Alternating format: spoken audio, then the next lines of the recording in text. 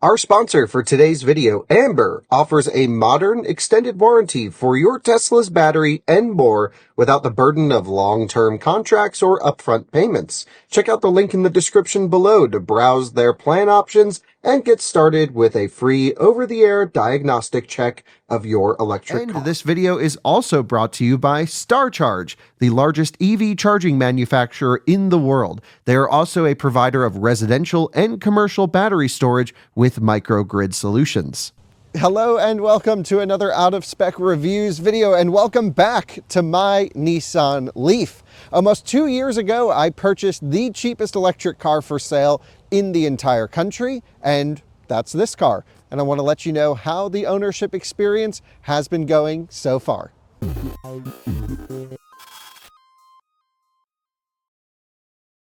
2 years ago, we were almost at the peak of that used car COVID bubble, new and used car, I should say, which meant that the cheapest electric car I could find anywhere on the internet, anywhere in America, was this. And it was a previously damaged and crashed Nissan Leaf that would not AC charge. And it seemed like a gamble, especially for $3,750 that I spent to buy this car. And I went all the way to Washington, the state of Washington, just outside of Seattle, with my Rivian and towed it back to Colorado. And we did a bunch of videos on the car, you know, a couple years ago, year and a half ago, something like that, where I was driving the car and yeah, it had a ding in the back. I can show you. We're keeping the ding. The ding looks good. I don't know, maybe we'll fix the ding. But this was really the only physical issue with it. And then the other problem mainly was it just would not charge on AC charging power. It would charge on DC charging power, which is on the CHAdeMO port, and I can show that to you up here. I'm going to open the charging port really quickly, which meant that I was still able to power the vehicle, but I was relying on public DC charging in order to fill the vehicle up with the wrong port there, Alyssa, the big one, the CHAdeMO port over here. So that AC charging port, come on in. This AC charging port, the J1772, was not working, but this one was. The problem is this car charges so slowly on CHAdeMO. It charges pretty quick to 50% and then dies off. So we did a bunch of videos on, okay, living with a Leaf. It seemed very reliable from a drivetrain perspective. It was nice to cruise around in, pretty comfortable, very roomy. It's not a particularly attractive looking car, but it's just a form of transportation, which at the time was really relevant to a lot of people because the economy was stressed, COVID was happening, people were out of jobs, and I wanted to show that you could, what is the cheapest possible way to commute to work and back? And that would be something like this. So then the repairs had to happen because I couldn't just live with this car only DC charging. It's bad for the battery pack. It's not great for the grid because it's also not good for charging station throughput because this would take an hour, 2 hours sometimes to get up to high state of charge on a DC charger. It's there just as a backup. But I took it out here to California to QC Charge, and they actually upgraded, maybe not upgraded, they replaced, I should say, my onboard charger so that it now AC charges. And since it was coming out here to Oceanside to get fixed, we did a whole video with QC Charge on this channel. I'll leave it linked in the description. It's been working wonderfully. And my friends Patrick and Liv from the Mach-E vlog have been living with this Leaf for over a year now. They needed an extra car for a little bit. The car was already out here. I had no particular need for it in Colorado. I said, well, we'll just leave it out here. You guys can have it until I want to get it back. And we're kind of getting to the point where I'd like to have it back in Colorado because there's now news of a CHAdeMO to CCS adapter coming out. And there's one on the way apparently to the office, and I'd like to play around with it. So you will see this Leaf back in Colorado within the next few weeks, something like that. My friend Danny will come out and bring it back to Colorado. If you ever need a car shipped, let us know. Danny just started a trucking company shipping cars around the US, and I'll be using him to move this. So the ownership review, if you will. I purchased the car September of 2022. It is now mid-June 2024. So a year and 9 months almost, plus or minus. It's been great. Patrick and Liv shot a video, talking about their experience, but what it really comes down to is nothing has broken. We fixed the charging, AC charging, and that is all we have done to the vehicle.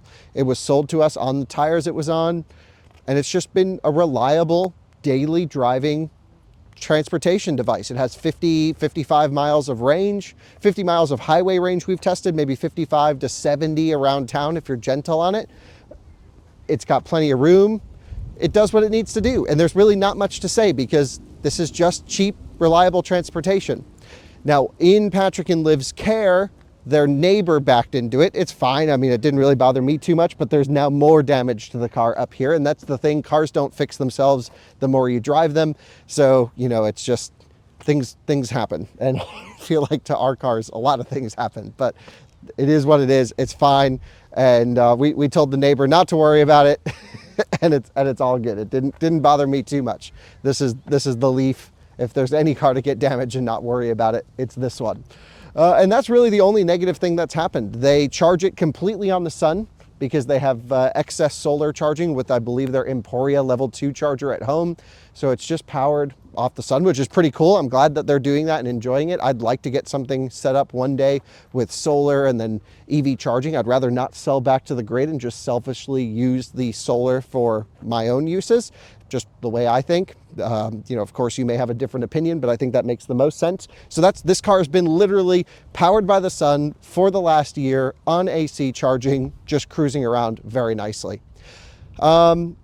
Let's show everyone the inside. I'll take you all for a drive very quickly as well in just a moment, but you know, just to show you, it's not particularly nice or anything, but there's really not much more that you need. It's clean. It doesn't smell weird. I can show you guys actually back here. We still have the old stickers from the original owner. I thought Patrick and Liv were going to do something interesting with it, but no. This is what it originally came for. This is the onboard charger that we took out of the vehicle. Also, I'm not sure what's going on with this Electron charger. Do you know, Alyssa? No. Okay, maybe it's something for one of their projects. I'm not sure. But this was the original charger. This is the failed one. And so that will come back to Colorado with us. Just a nice piece of art. The original 3 kilowatt onboard charger for the Nissan Leaf will look good on the wall. It's really hard to repair them, is my understanding. You got to go down to the board level, and it's easier just to find replacements and swap them in, and that's what we did here. So some updates on the other cheap cars. I've realized that we cover a lot of expensive cars on Out of Spec, a lot of new vehicles, and of course that's, as someone who's interested in technology and vehicles that are on the bleeding edge of capabilities, I'm fascinated with where we are with series production cars today. It's why I do so many Taycan videos, so many Rivian videos, so many Cybertruck videos, because these are vehicles that are truly pushing the limits as to what's possible from a vehicle engineering standpoint, and that is fascinating to me. But to our viewers, to you guys, and to a lot of the car market, the cheapest possible transportation that's reliable and easy to live with is also equally relevant and probably more relevant. So I've gone out of my way to basically live in that bottom of the barrel market. I bought my e-Golf for $3,000 about 8 months ago, something like that, 6 months ago.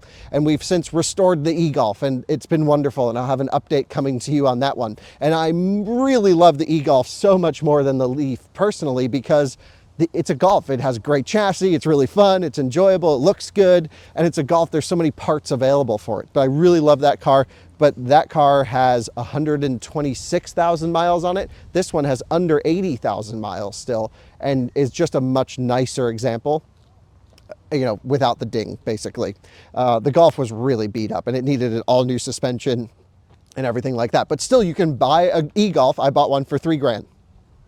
I also bought a Mercedes B-Class electric. That's actually here in the Southern California area. And to be totally transparent, I have no update for you. I don't know what's going on. It's at QC Charge. They fixed my Leaf very quickly, and I dropped it off to QC Charge to have them fix my B-Class, but really no word in the last 6 to 7 months on that car. I think I bought it in November last year, and it's just been sitting there as far as I know. So I'd like to get an update on the B-Class for you guys. Maybe we'll have to bring it to Colorado and Declan can fix it for the Renew channel. I believe it needs a new gateway control computer. Maybe a Mercedes dealer has to do it. I'm not sure. It seems like a simple known fix, but I really want to get the B-Class running because I want to show that with a little bit of effort, with a little bit of engineering know-how or a little bit of research, you can comfortably go into these cheap electric cars, maybe a little bit of sweat equity, put some blood, sweat, and tears into it for a week or two, dial it in, have an extra $500 or $1,000 on top of the car to dial it in, and then you can have yourself a reliable city commuter, which is honestly where most people spend most of their time driving. So that's the goal for those three vehicles. That's why I've purchased the B-Class, the Leaf, and the Golf. I think there is also a market for this $10,000 to $15,000 range where you don't need mechanical ability or to know a guy in order to drive the EV stuff. So I'm thinking maybe older Model S's, old Model 3s, definitely want to get into that world and figure it out, see what's good, what's bad, what to look out for, buyer's guides on those types of vehicles. But of course, I'm not going to stop with the bleeding edge stuff. I want to go check out Lotus Emea and these Chinese cars and all the crazy stuff as well. But we do need to stay grounded and realize that, yes, these are the cars that matter to most of the people. Okay, rant over. Let's jump in the Leaf and I'll take you for a little drive in this car. Will you join me inside the Leaf now? Let's start it up. Keyless start, keyless entry, heated first and second row seats. This is the top spec. This is the SL, and it also has a solar panel on the roof to keep the 12-volt charged. I did put a new 12-volt battery in here, by the way. A really cold snap right after we first got it. Toasted the 12 volt. And I also just want to show everyone here on the display, Alyssa, if you can bring the camera around, you can see we've lost a couple bars or 1 bar on our battery capacity. So we've gone down. One of the main problems with the Nissan Leaf, we also have exactly 79,000 miles on the odometer. How about that? One of the main problems with the Nissan Leaf is, of course, the battery pack is a non-thermally managed battery pack. They would say air cooling, which in this case means no cooling. And especially with rapid DC charging sessions or a lot of 100% state of charge when they're just sitting there and it's hot outside, which is happening here in California when Patrick and Liv leave it on the level 2 connection, the battery pack actually just basically fries itself, especially with the DC charging. And that's why the Leaf is one of the few EVs that actually gives you a battery temperature gauge that's visible at all times, if you can see right over here on the left side. So that's your battery temperature gauge. So the capacity on these cars is definitely a problem. And this is a first gen 2012 Leaf with the small 20 something kilowatt hour battery pack. And of course, with the degradation now, we might only be getting 15, 16 at the best kilowatt hours out of it, I would think. Perhaps when we get it back to Colorado, we'll have to do another degradation test after 2 years of usage and ownership since we first got it. But I can guarantee you that the first bit of time that I had it, where I was just DC charging it all the time, could not have been great for the battery pack. So there's actually some cool aftermarket solutions to the battery pack on Leafs that I'd like to explore, such as LFP upgrade options and aftermarket upgrade options for this car. That there's just so many Leafs on the road that there's this support community that's out there. But then there's also options where you can just swap in a 40 or even 60 plus kilowatt hour pack that were found on the newer Nissan Leafs and retrofit them to the old first gen Leaf. I think it'd be really nice to upgrade this one day, but honestly, for probably my personal use, this has more than enough range for what I need. Just plug it in whenever I'm not using it, drive it to the store, drive it to the office, and drive it back home. It's perfect. This is not a car I would want to do a lot of long distance driving in. And therefore, as long as you have charging at your home and work and wherever else you want to go, and I love to charge, this is totally fine. And it's not worth probably the $6,000 to $10,000 to $12,000 it would cost retail to upgrade the battery pack in a Leaf. Perhaps there are now cheaper options that are coming. I'd like to see an even cheaper, even 30 kilowatt hour pack that someone could reasonably upgrade one of these first gen Leafs with, because this car, again, was only $3,700. It's probably worth only about $2,700 today, $2,500, because the market has come down so much from when I first purchased it. And it's not worth putting that much money into the battery pack unless you have a YouTube channel and we can learn together. But that's how I could justify it. But it's not a real, not something I would recommend something to do. I'd say, hey, buy an i3, buy an e-Golf or something that has a bit more range than this, rather than just upgrading the battery in your existing Leaf. That's just what I think from the outside looking in. But driving this car, truly, it feels even better than day one. I mean, it is so comfortable. There's no creaks and no rattles in this car really at all. It is unbelievably well sorted. Again, just under 80,000 miles on this particular one. And I mean, I certainly haven't been super kind to it. I floor it everywhere, drive it like a maniac and hit bumps and stuff. And it's taken my abuse. I'm sure Patrick and Liv have just been driving it normally, and it seems to be handling it just fine. So that is the update on the Leaf, which is the AC charger has now made this a very nice, easy second or third vehicle to have just to do local errands with. It's very unassuming. No one looks at you. It's not like you're driving a, McLaren or something. You're in an old crappy Leaf. You're just blend in with everyone. And I would say I really, really enjoyed it. I'm looking forward to actually getting it back to Colorado and using it a bit more, especially now that the onboard charger is fixed. That was really the only main issue with it. Of course, I have funny ideas where I'd like to make it a convertible and do a Nissan Leaf Cross Cabriolet and some other fun things. Who knows if we'll ever get around to those. But I think this car kind of proves that for about $4,000 by the time you pay taxes and registration and maybe a little bit of upkeep and maintenance like that onboard charger, for about $4,000 all in, this is a very usable, very nice vehicle.